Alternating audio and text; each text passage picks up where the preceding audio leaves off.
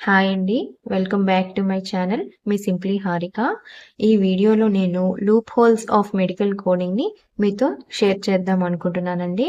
నేను తెలుసుకున్నది and observe చేసింది, రివ్యూ చేసింది ఇవన్నిటిని ఆధారంగా తీసుకొని మెయిన్‌గా నాకొక 7 పాయింట్స్ అనిపించాయండి. అవే ఈరోజు మీతో షేర్ చేసుకుందాం అనుకుంటున్నాను. అవేంటంటే eligibility criteria, referral jobs, backdoor jobs, bond, salaries, career gap and renewals అండి. ఈ పాయింట్స్‌ని నేను మీతో ఇవాళ షేర్ చేసుకుందాం అనుకుంటున్నాను. ఫస్ట్‌లీ ఎలిజిబిలిటీ క్రైటీరియా అండి. ఇది both life science and non life science graduates చేయొచ్చు ఈ మెడికల్ కోడింగ్ కోర్స్‌ని అంటున్నారు.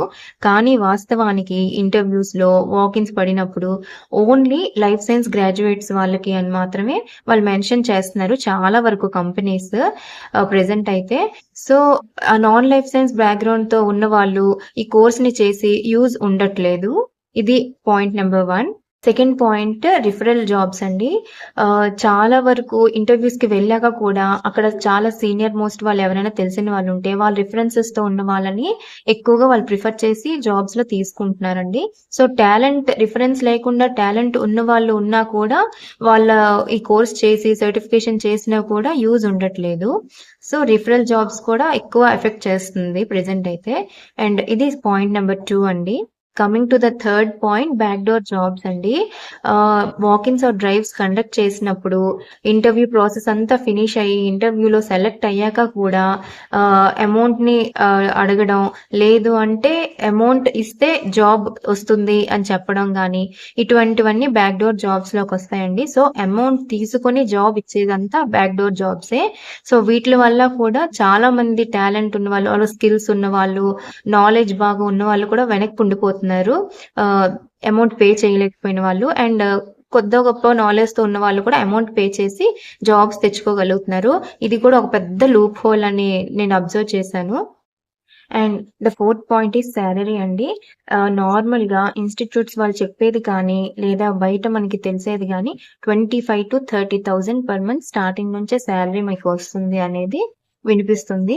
కానీ వాస్తవానికి డ్రైవ్స్‌కి వెళ్ళినప్పుడు గానీ, లేదా ఇంటర్వ్యూస్‌లో సెలెక్ట్ అయ్యాక కానీ 11,000, 12,000 ఇలా చాలా కంపెనీస్ ఆఫర్ చేస్తున్నాయండి. ఈ సాలరీకి మీకు ఓకే అయితే మీరు అటెండ్ అవ్వండి. లేదు అంటే యూ కెన్ లీవ్ అనేది ఓపెన్‌గా వాళ్ళు చెప్తున్నారంట. సో, 1,00,000 పైగానే మనం సర్టిఫికేషన్‌కి, కోడింగ్ కోర్స్‌కి మొత్తానికి మనం స్పెండ్ చేశాక మనకి వచ్చే సాలరీస్ 11,000, 12,000, 13,000 పర్ మంత్ అయితే ఇంక హైదరాబాద్‌లో ఆ అమౌంట్ వాళ్ళిచ్చే సాలరీ ఓన్లీ ఎక్స్‌పెన్సెస్‌కే సరిపోతుంది. And the fifth point is bond అండి. ఇప్పుడు చాలా వరకు మెడికల్ కోడింగ్ కంపెనీస్ ఈ బాండ్‌ని మ్యాండేటరీ చేస్తున్నాయి.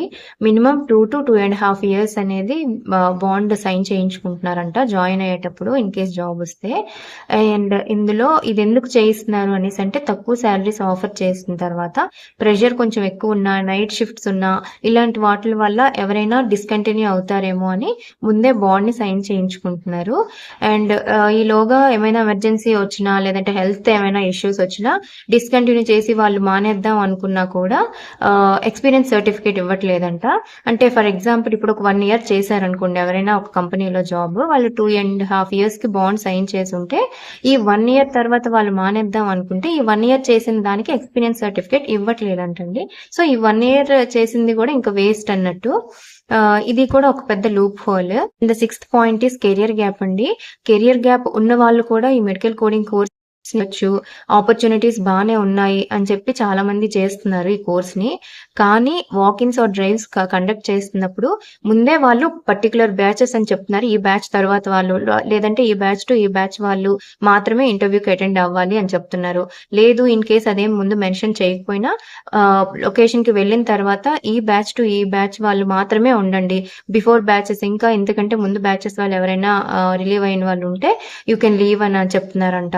లేదు అంటే ఇన్ కేస్ అవేం మెన్షన్ చేయకుండా అన్ని రౌండ్స్ క్లియర్ చేసి ఫైనల్ హెచ్ఆర్ రౌండ్‌కి వెళ్ళిన తర్వాత కెరియర్ గ్యాప్ ఉంది, ఎందుకుంది అనే క్వెషన్స్ అడిగి వాళ్ళని చాలా వరకు రిజెక్ట్ చేసేస్తున్నారంట. సో, కెరియర్ గ్యాప్ ఉన్న వాళ్ళకి ఎంకరేజింగ్‌గా, సపోర్టివ్‌గా ఈ ఫీల్డ్ ఉంది అని నేనైతే అనుకోవట్లేదు. అండ్ ఇదొక లూప్ హోల్.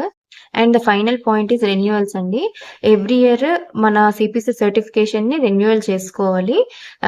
ఇది నార్మల్‌గా మనం ఏదైనా కంపెనీస్‌లో వర్క్ చేస్తూ ఉంటే ఆ కంపెనీ వాళ్ళే మనకి రెన్యువల్‌ని చేయాలి. కానీ ఇప్పుడిప్పుడు కంపెనీస్ చాలా వరకు వాళ్ళు రెన్యువల్ చేయట్లేదంట. మీరే రెన్యువల్ చేసుకోవాలి అనేది వాళ్ళు జాయిన్ అయినప్పుడే చెప్తున్నారంట. అండ్ దీనికి యూజువల్‌గా అప్పుడైతే ఒక 20,000 అలా ఉండేదంట. ఇప్పుడైతే మాత్రం అది ప్రెజెంట్ 25,000 ఉందంట పర్ ఇయర్. సో, ఇదండి loop holes of medical coding లేదా darker side of medical coding. So, ఇవన్నీ మీరు తెలుసుకున్న తర్వాత ఇంకా మీరు జాయిన్ అవ్వాలి అనుకుంటే అప్పుడు జాయిన్ అవ్వండి. కానీ నా సజెషన్ 1కి 2 సార్లు ఆలోచించి జాయిన్ అవ్వండి. చేయండి ఈ కోర్స్‌ని ఇన్ కేస్ మీరు చేయాలి అనుకున్నట్టయితే. ఈ వీడియో మీకు యూజ్‌ఫుల్ అనిపిస్తే నేను చెప్పిన పాయింట్స్‌తో మీరు కనెక్ట్ అయినట్లయితే లైక్ చేయండి. మీ ఫ్రెండ్స్‌తో షేర్ చేయండి. అండ్ ఇంకా నేనేమైనా పాయింట్స్‌ని మిస్ చేసుంటే కామెంట్ బాక్స్‌లో కామెంట్ చేయండి. అండ్ నా ఛానెల్‌ని సబ్స్క్రైబ్ చేసుకోండి.